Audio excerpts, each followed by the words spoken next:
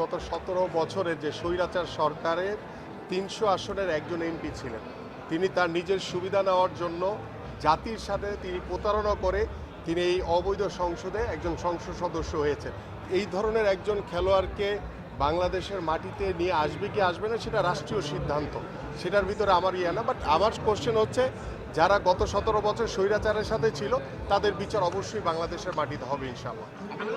বিষয়টা হচ্ছে যে একটু ক্রিকেট নিয়ে করবো আচ্ছা ফুটবল নিয়ে আমরা দেখতেছি যে বিদেশি ফুটবলাররা আসতেছে, বাট আমরা আপনি যখন প্লেইং ক্যারিয়ার ছিল আপনার, যখন পিক টাইমে ছিলেন তখনও আমরা আপনাদের অনেক অভিযোগ শুনতাম যে ক্লাব কর্মকর্তা কিংবা হচ্ছে ক্লাব যারা চালান তারা আর্থিক অভাব, আর্থিকের অসঙ্গতি হোক কিংবা যে কোনো কারণে হোক, ইচ্ছার অভাবেই হোক, খুব স্ট্রাকচারালি হচ্ছে কি এগুলো চায় না। আসলে আপনি কি মনে করেন যে হচ্ছে কি এই ফুটবলাররা যারা আসতেছে তারা হয়তো সাময়িক একটা আমাদেরকে একটা ইয়ে দিবে, এতে করে কি হচ্ছে ফুটবলের কাঠামোগত উন্নতিতে যে একটা কথা বলা হয় সেটাতে আরও শুভঙ্করের ফাঁকি তৈরি করবে ক্লাব কর্মকর্তারা? আসলে আমরা যখন আমি খেলেছি, আপনারা অনেকেই রয়েছেন এখানে, অনেক পুরাতন আমাদের যারা দীর্ঘ সময় আমি যখন খেলেছি আপনাদের অনেক সাংবাদিক ভাইদেরকে আজকে দেখতে পেরেছি, এবং আমরা তখনও যা বলেছি এখনও কিন্তু একই কথাই বলছি যে আমাদের ফুটবল বলেন বা বিভিন্ন স্পোর্টসের কথা বলেন, আমাদের যে স্ট্রাকচারাল যে জায়গাটা দরকার, যে একটি অবকাঠামো আমাদের হয়তো বা বাংলাদেশের প্রেক্ষাপটে সেই অবকাঠামোটুকু আমাদের পর্যাপ্ত না থাকলেও আমাদের যতটুকু প্রয়োজন ততটুকু আছে। বাট আমাদের যেটা মূল জায়গা দরকার, আমাদের ভালো মানের খেলোয়াড় তৈরি করা দরকার, সেটা ফুটবল হোক, সেটা ক্রিকেট হোক, সেটা ইন্ডিভিজুয়াল যে কোনো স্পোর্টস হতে পারে, ভারোত্তোলন হোক, সেটা শুটিং হোক, সব জায়গাতেই দেখা যায় যে আমরা ফুটবল এবং ক্রিকেটটাকে দিকে বেশি ফোকাস করি। বাট ইন্ডিভিজুয়াল স্পোর্টসে কিন্তু আমাদের বাংলাদেশের কিন্তু অনেক ভবিষ্যৎ ভালো, বাট সেদিকে কিন্তু আমরা পেট্রোনাইজ করার মতো সেই মানসিকতাও নাই, এবং তাদেরকে আর্থিকভাবে যে ফাইন্যান্সিয়ালি যে তাদেরকে সলভেন্ট করে বা তাদের পরিবারকে সলভেন্ট করে যদি আমরা তার কাছ থেকে যদি ভালো পারফরমেন্সটা আদায় করে নিতে পারি তাহলে আমার দেশের জন্য এটা অনেক বড় কাজে লাগবে।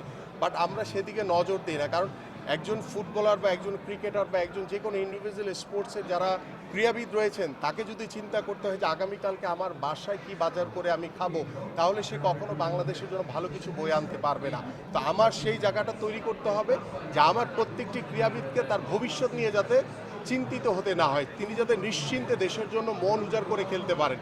এবং আমাদের আজকে ফুটবলে হয়তো বা বিদেশি খেলোয়াড়, আমাদের বাংলাদেশি বংশোদ্ভূত অনেকেই বিদেশ থেকে বাংলাদেশের হয়ে খেলার আগ্রহ প্রকাশ করছেন বা সেটার একটা পাইপলাইন তৈরি হয়েছে, বাট সেটা তো একটা সাময়িক সমস্যার সমাধান হবে। কিন্তু ইন দ্য লং রান বাংলাদেশের ফুটবলকে যদি আপনি একটি ভিত্তি মানে সুসংগঠিত ভিত্তির জায়গায় নিয়ে যেতে চান তাহলে আমাদের গ্রাসরুট লেভেল থেকে অনেক ফুটবলার তৈরি করতে হবে, আমাদের স্কুল ফুটবল তৈরি করতে হবে, আমাদের প্রত্যেকটা জেলা পর্যায়ে খেলা নিশ্চিত করতে হবে, লিগ তৈরি করতে হবে, আমাদের যে আগে সোহরাওয়ার্দী কাপ হতো, শের বাংলা কাপ হতো, এই ফুটবলগুলি যদি আমরা করতে না পারি তাহলে আমাদের দেখেন বাংলাদেশে হাতে গোনা ভালো মানের ক্লাব কয়টা আছে, 4-5টা, বাট মাছ ক্লাবের জায়গায় কিন্তু আপনি দেখেন খেলোয়াড়রা ওইভাবে আর্থিকভাবে তারা সহযোগিতাও পায় না, এবং প্রত্যেকটা ক্লাবে নিজস্ব কোনো মাঠও নাই, তারা বিভিন্ন জায়গায় মাঠ ভাড়া করে তারা প্র্যাকটিস করে।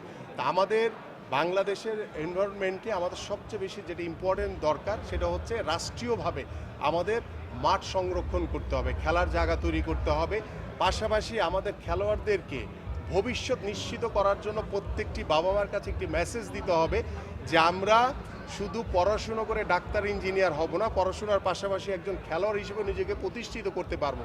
সেই জায়গাটা যদি আমরা তৈরি করতে, আমি বলছি না যে এটা রাতারাতি করা সম্ভব, এটা করতে গেলে আমাদের একদম রাষ্ট্রীয়ভাবে সেই ধরনের উদ্যোগ নিয়ে পরিকল্পনা নিয়ে আমাদের 5 বছর 10 বছর মেয়াদি পরিকল্পনার পরে গিয়ে হয়তো আমরা একটা কাঙ্ক্ষিত রেজাল্ট পাবো। বাট ক্লাব কর্মকর্তাদের আপনার কোনো মেসেজ আছে কিনা? কারণ আমরা দেখেছি যে হচ্ছে কি অনেক সময় আমি যেটা প্রশ্নটা করেছিলাম যে এএফসির গাইডলাইনে যাওয়ার 2007 সালের আগে সুযোগ ছিল, আমরা ডিনাই করেছিলাম, কারণ আমাদের সেই জনপ্রিয়তাটা আমরা ওই সময় কিছু ক্লাব কর্মকর্তা বলেন, ক্লাবগুলো বলেন নিজস্ব মানে নিজের জন্যই কাজে লাগিয়েছে, এটা বাস্তবতা। এখন যেটা সুযোগ আছে সেই ক্লাব লাইসেন্সিং অনেক করা হয়েছে, ক্লাব কর্মকর্তারা আসলে এতে রিল্যাক্স হয়ে যাবেন কিনা? ন্যাশনাল টিম তো সাফল্য পাচ্ছে। আমি বাংলাদেশের হয়তোবা একটি খেলাকে দিয়ে আপনি বাংলাদেশের ফুটবলের সব কিছুকে আপনার জায়গায় নিয়ে আসতে পারবেন না কখনই, যে আমি একদম কাঙ্ক্ষিত জায়গায় পৌঁছে গেছি।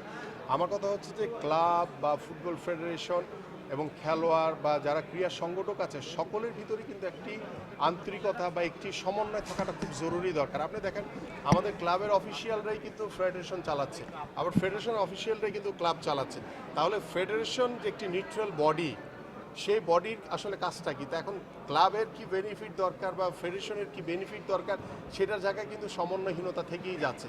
আলটিমেটলি আমরা যেটা আগে দেখেছি যে ক্লাবের যেই মান উন্নয়ন করা দরকার, যে পেশাদারি মনোভাব আনা দরকার, সেই জায়গা কিন্তু এখন পর্যন্ত তৈরি হয়নি। আমরা হয়তো ফুটবল ফেডারেশনে বা আমাদের ক্লাবগুলিকে বলছি যে আমরা পেশাদার ফুটবল করছি, বাট বাস্তবে আমরা সেমি প্রফেশনালের কাছেও আমরা নাই। কারণ আপনাদের খেলোয়াড় বা অফিসিয়াল বা ফেডারেশনের সাথে যেই যোগসূত্র থাকা দরকার সেটার ধারে কাছেও কিন্তু আমরা এখন পর্যন্ত পৌঁছাতে পারিনি। আমাদের এইভাবে জোড়াতালি দিয়ে চলছে, বাট ভবিষ্যতে আমরা আশা করি যে ভালো কিছু আমরা যদি আল্লাহ যদি সুযোগ দেয় ইনশাল্লাহ আমরা সেই ভালো জায়গায় আমরা গ্রাসরুট লেভেল থেকে সেই জায়গাটা তৈরি করতে চাই। আমিনুল ভাই, আমি লাস্ট প্রশ্ন একটা, সেটা হচ্ছে সাংবাদিক কিংবা যারা সংগঠক সবাই একটা কথাই বলে, প্রবাসী ফুটবলার কিংবা বংশোদ্ভূত ফুটবলার, লিওনেল মেসি যখন বার্সেলোনায় খেলে তখন কিন্তু আর্জেন্টিনা থেকে কোনোদিন বলেনি যে ওটা প্রবাসী ছেলে, আর্জেন্টাইনই বলে। আমরা কি এই জিনিসটা বলে আর একটু পিছায় দিচ্ছি কিনা বিষয়টাকে, বা একটু দূরে করে দিচ্ছি কিনা তাদেরকে? এটা আমরা বাংলাদেশি তো বলতে পারি, আমরা একজন বাংলাদেশি, সে হয়তো বা বিদেশে অবস্থান করেছে, বিদেশের মাটিতে সে খেলেছে, বাট সে প্রবাসী না বলে আপনার সাথে আমি একমত শতভাগ যে আমরা বাংলাদেশি বলে বাংলাদেশি জাতীয়তাবাদী আদর্শের যে জায়গাটা আমরা, যে আমরা একজন বাংলাদেশি, সেটাকে আমরা অবশ্যই এস্টাবলিশ করা উচিত বলে আমি মনে করি। Thank you brother. হচ্ছে যে এই যে হামজা চৌধুরী, শামস সুমের বংশপুত্র যা দেশের ফুটবলের জন্য কি এটা পজিটিভ নাকি? না, আমরা হয়তো বা সাময়িক একটা সময় পার করার জন্য হামজা চৌধুরী কিংবা আমরা সামির সোম যে কথাটি বললেন যে খেলোয়াড়টি আসছে, বা অন্যান্য যে খেলোয়াড়রা বিগত সময় যেমন জামাল ভুঁইয়া দীর্ঘদিন ধরে খেলছে, আমার কাছে মনে হয় যে এটি সাময়িক হয়তো বা আমাদের খেলোয়াড়রা বা আমাদের ফুটবল ফেডারেশন বা বাংলাদেশ টিম উপকৃত হচ্ছে, বাট আমাদের যেটি আমি আগেও বলছি যে আমাদের পাইপলাইনে যদি ভালো ফুটবলার না থাকে আমরা এই স্ট্যাবিলিটি ধরে রাখতে পারবো না বেশি দিন। কারণ আপনি ইন্ডিয়ার সাথে হয়তো বা ড্র করেছেন, এটাতে আমাদের খেলোয়াড়রা বা আমাদের যারা ফুটবল ক্রীড়া সংগঠক রয়েছে তারা মোটামুটি আমি মনে করি খুশি। কারণ ইন্ডিয়ার সাথে এই সময়ে এসে হামজা চৌধুরী পিছন থেকে যেভাবে পুরো টিমটাকে লিড দিয়েছেন, প্রতি ম্যাচেই যে এভাবে করতে পারবেন সেটা কিন্তু স্থায়িত্ব নাই।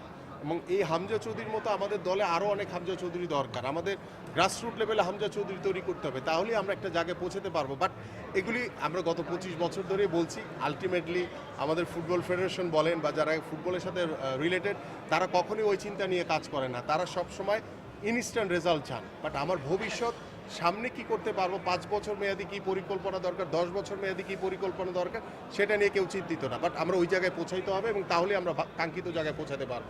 Thank you. আপনার কাছে কি মনে হয়, মানে সাফ তো আপনি দিয়েছেন, মানে পরিকল্পনা করা উচিত, আর এবার টিমটাকে এরকম মনে হয় কি? আমি একটা সিম্পল কথা বলি, আমরা সাব ফুটবলে বাংলাদেশ টিম